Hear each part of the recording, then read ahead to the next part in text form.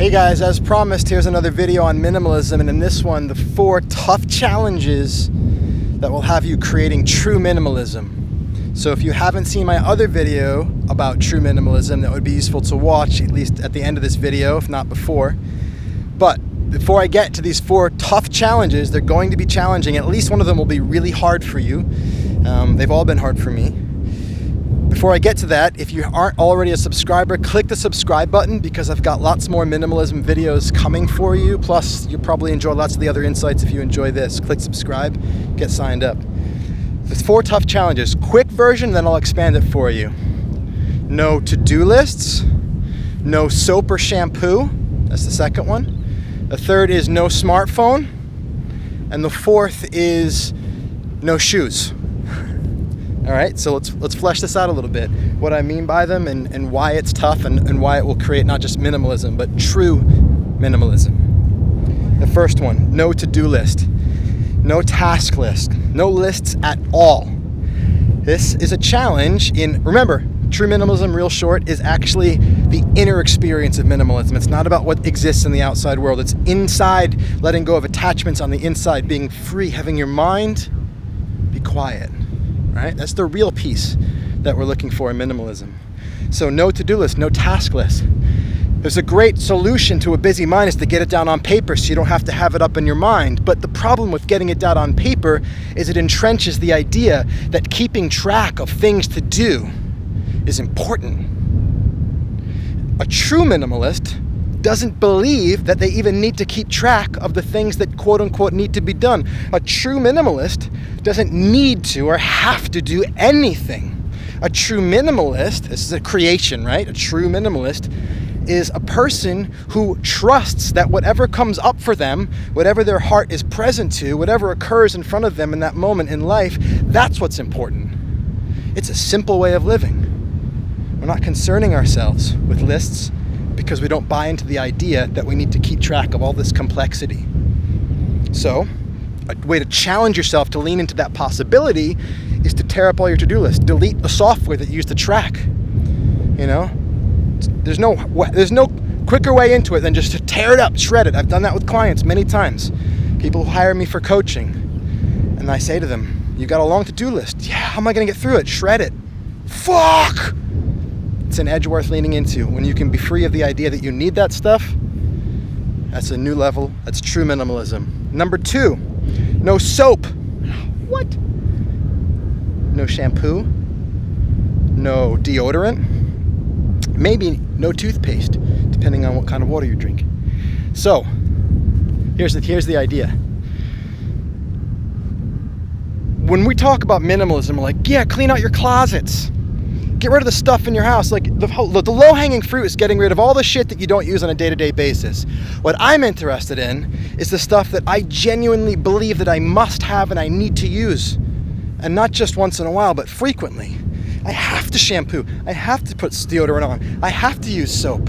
I have to do these things or else I'll stink. And so I don't want to stink. And I believe my idea, my attachment is that the only way to not stink is to have these things. And unless I were to challenge that, I would never discover that a body stinks when its digestive system is busy trying to digest foods that are not natural to it.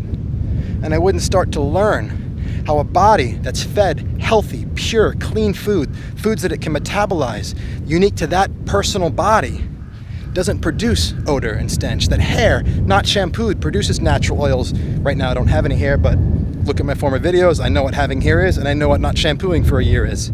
And I know the hair that it produces and the quality of the oils. And so a bunch of things that I come to know through detaching myself from the idea that I must have these things in my life and I must use them. See, the things that produce true minimalism are the attachments that we don't feel we have any choice around. So, third one. What did I say? Task list, soap, smartphone. No phone, right? So I'm using my phone right now. I don't not have a phone. And the people that don't have a phone, I envy them. It's beautiful. I have a very technologically based business, and I love a lot of the things the phone does. And I also know that having the phone in my hand constantly is not coherent with true minimalism.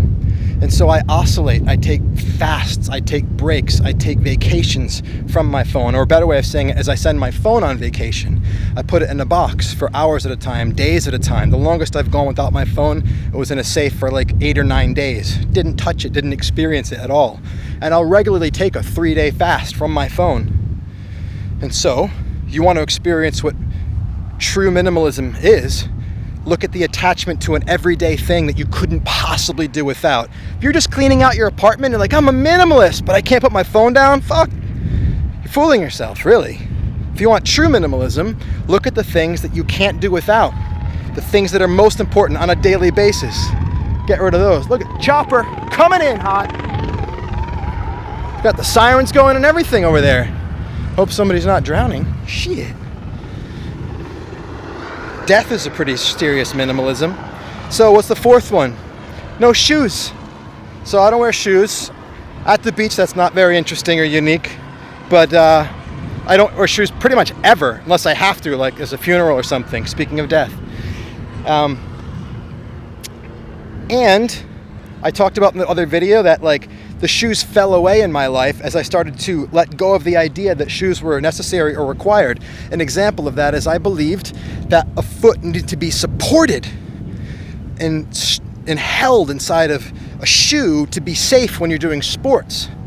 But then through letting go of the idea, detaching myself from that necessarily being true, I was able then to see the possibility that actually the more you support a foot, the more you weaken it. And that yes, we need shoes to support ourselves when we're playing sports because our foot has been in them since we were fucking 6 months old. A kid's 6 months old and they just jam their foot inside this case and they leave it in there and all of the muscles don't develop and the strength of the bone, everything's weak and it can't hold itself up. So of course it's true that we need shoes because we've had them our whole lives. But when you can see that's how it begins because you've detached yourself from the idea that it must be true, that I need that. Some things you just need. Maybe it's not true that there's anything you need at all. Real minimalism starts when you look within and you say, what am I attached to? What do I believe that I must have? And you challenge that. So those are 4 tough challenges. If one of them speaks to you as difficult or challenging, you think, fuck, that would be an edge for me, then I challenge you to lean into it, to practice it, and not to just try to do it on the outside, but to use any action you take on the outside as a way of experiencing what happens on the inside and looking at the beliefs that you have that make it difficult. Let go of those ideas, let go on the inside, and you'll find that things on the outside just fall away. That's my answer. If you like this, click like.